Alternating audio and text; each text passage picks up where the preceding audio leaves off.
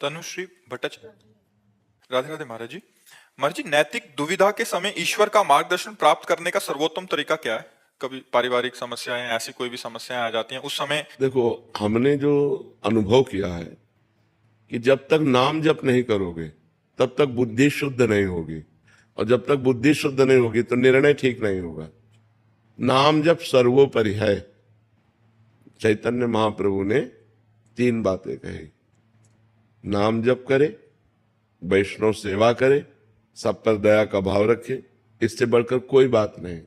नाम जीवे दया, नामे रुचि, वैष्णव सेवा, ये 3 बातें जोर की कही और कहा इसके बाद हम और कुछ नहीं जानते। सनातन जी से ये 3 बातें कही कि जीवे दया, सब पर प्रेम का व्यवहार करो, नामे रुचि, खूब रुचि पूर्वक नाम जप करो, और वैष्णव सेवा, संत वैष्णव घर पधारे तो प्रसन्न हो जाओ, नाच पड़ो। आज हमारे सौभाग्य उदय हुए, भगवान के लाडिले हमारे घर आए, उनका चरणामृत उतारो, उनकी आरती उतारो, उनको भोजन पवाओ, उनमें भगवान का भाव करो, अभी बुद्धि शुद्ध हो जाए।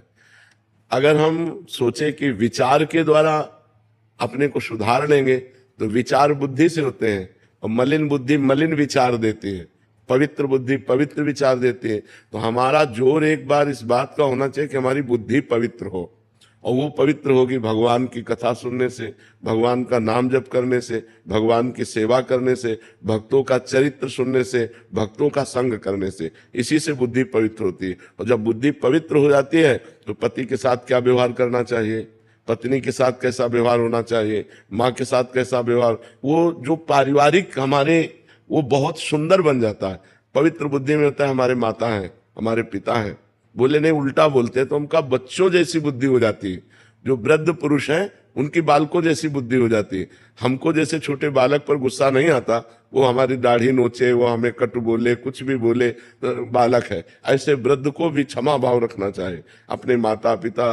देखो, चाहे जितनी सेवा करो, वो कभी ये नहीं कहेंगे कि ये बहुत सेवा करता है, वो कमी निकालेंगे कि बहू हमारे साथ ऐसा बर्ताव करती है, बेटा ऐसा बर्ताव करता है। तो हमें, अगर हम भजन करते हैं, हमारी बुद्धि पवित्र है, तो हर समय पूज्य भाव बना रहेगा कि यार पिता है, यार माता, उनको जो बोलना है बोलने दो, हमारा जो कर्तव्य हम करें।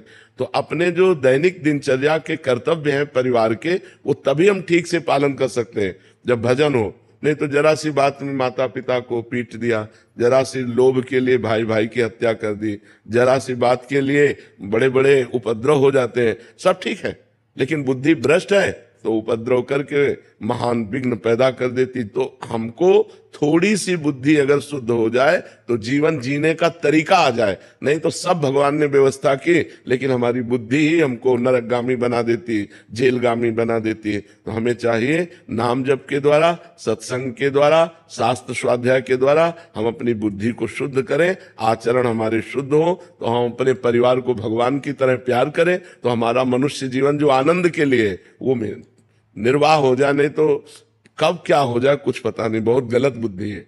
कब क्या निर्णय कर दे, कब क्या करवा दे, कुछ पता नहीं है।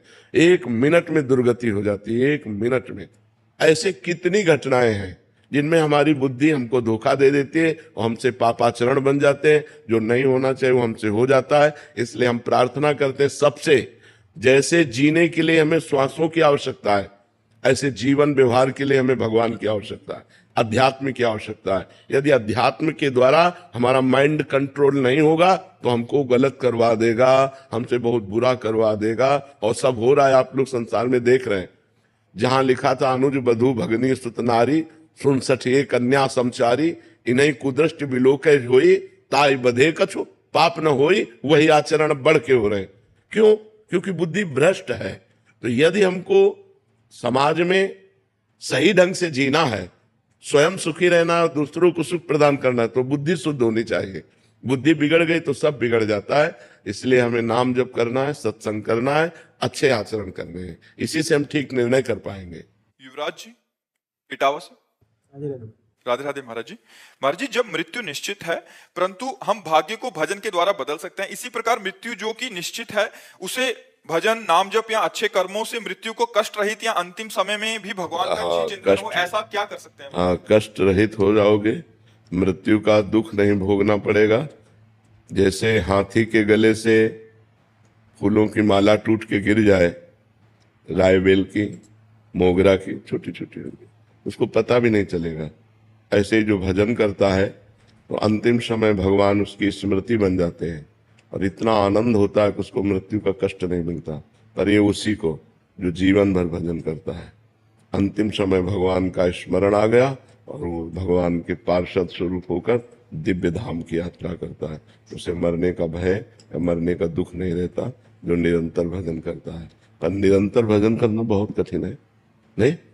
हाँ, बार बार मन को प्रभु में लगाओ और ये ऐसा प्रपंची है कि भाग के प्रपंच में चला जाता है, दुनिया की बातें बुनता रहता है, भजन में नहीं लगता है। भजन में इसको अभ्यास के द्वारा लगाया जाता है, बहुत दीर्घ काल तक अभ्यास, लंबा समय अभ्यास में दे। तो जहां जहां मन जाए वहां से हटा हटा के नाम में लगाओ, जहां जहां मन जाए वहीं भगवान को देखने की चेष्टा करो कि सब में भगवान है। तो धीरे धीरे मन पवित्र होगा और जब पवित्र हो गया फिर रुचि आ जाती है, नाम में रुचि आ गई, बस नाम में रुचि हो गई, सब कुछ हो गया। जहां नाम में रुचि हो गई तो बस फिर सब बात बन जाती है। फिर तो जैसे गरीब आदमी धनी हो जाए, ऐसे नाम रूपी धन जहां आया तो सब विकार नष्ट हो जाते हैं, सब सद्गुण आ जाते हैं, भगवान की झांकी आने लगती है, परमानंद में भगवान से अपनापन हो जाता है, फिर तो निहाल हो गया जीव। इसलिए नाम जप का अभ्यास करो, तो मन लगे न लगे, अंतिम समय यदि हम नाम का स्मरण नहीं कर पाते तो जीवन भर हमने स्मरण किया है, अंतिम समय भगवान हमारा स्मरण बनते हैं। जिस समय हमारा अंतिम समय होता है, हम बेहोश होते हैं, उस समय भगवान स्मरण बनते हैं। जय नाम ते कृष्ण, वो नाम रूप से स्फुरित होने लगते हैं, राधा राधा कृष्ण कृष्ण, बस जीव का परम कल्याण हो जाता है। अभिषेक जी दिल्ली से। जय जय गुरु हरिवंश। श्री हरिवंश महाराज जी। महाराज जी, जो नाम का ध्यान आपने बताया उसी का अर्थ स्वरूप में स्थित रहना है या फिर स्वरूप कुछ और है महाराज जी?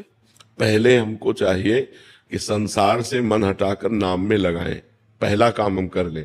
अब हमारा मन में नाम में लगने लगा तो फिर नाम का प्रभाव अंदर ज्ञान पैदा करता है कि मैं स्थूल शरीर नहीं हूं, मैं सूक्ष्म शरीर नहीं हूं, मैं कारण शरीर नहीं हूं, मैं सच्चिदानंद भगवान का अंश हूं, श्री कृष्ण अंश, ममैवांश हूं, मैं कोई प्रकृति जन्य रचना नहीं हूं। अब वो शुद्ध ज्ञान उसको अपने स्वरूप की तरफ ले जाता है। पर पहले हमारा अनर्थ निवृत्ति हो ना, जो गंदी आदतें हैं, जो पाप प्रवृत्तियां हैं, जो मन की चंचलता, ये पहले निवृत्त हो तो हमें डट कर पहले नाम जप करना चाहिए। जब नाम जप में मन न लगे तो नाम कीर्तन करना चाहिए, नाम कीर्तन में मन न लगे तो भगवत कथा सुननी चाहिए, कोई शास्त्र स्वाध्याय करना चाहिए। भगवान से हटकर हमारा मन जाए तो समझो कि विपत्ति होने वाली है। का हनुमंत विपत्ति प्रभु सोई, जब तो सुमिरन भजन न होई। जहां सुमिरन भजन नहीं हो रहा तो फंसा देगा मन कहीं ना कहीं, बहुत दुष्ट है। मतलब इतना बेईमान, इतना सुंदर भगवान के नाम का सुमिरन छोड़कर संसार के बेमतलब जाल बुनता रहता है, बेमतलब घूमता रहता है, उसको लाख समझाओ तो उसकी आदत है। अब बस उसी को संभाल ले तो जीवन मुक्त हो जाए। बंधन और मोक्ष का कारण मन ही है।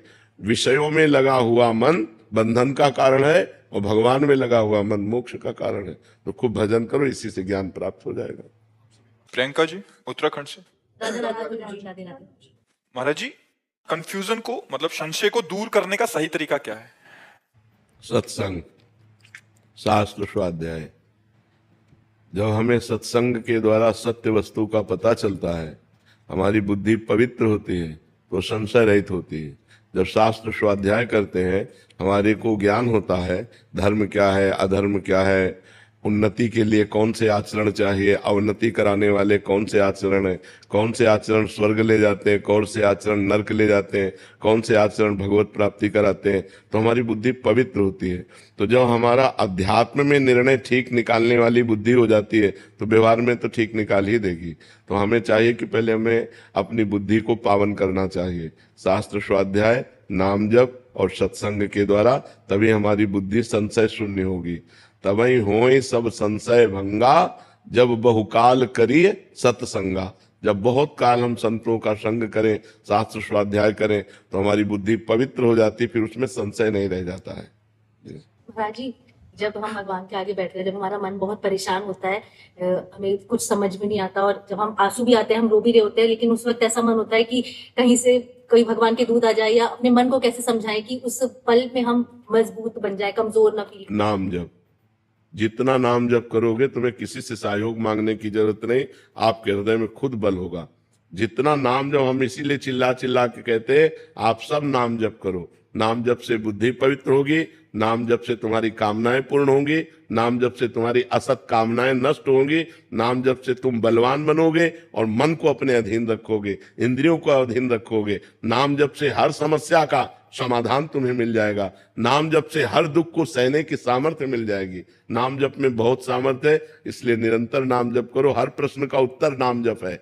नाम जप नहीं है तो जीवन में कुछ नहीं है। कोई प्रार्थना तुम्हारी नहीं सुनी जाएगी यदि नाम जप नहीं है, ध्यान रखना। नाम जप नहीं है तो प्रार्थना भी नहीं पहुंचेगी, और नाम जप है आर्त भाव से पुकारा तो सब बात बन जाएगी।